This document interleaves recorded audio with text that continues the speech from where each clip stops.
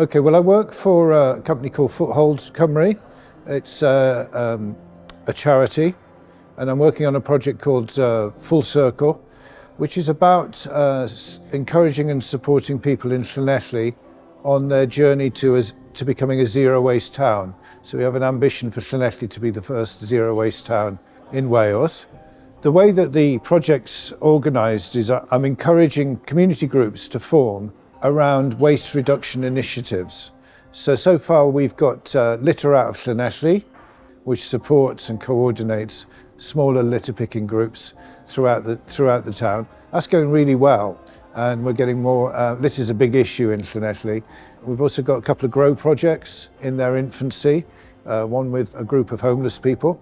We're starting a grow project, and also another one in the school. My biggest achievement thus far is really just getting some traction from the community, whether it's business, schools, third sector organisations, sports and community groups, just getting traction around the idea of the circular economy.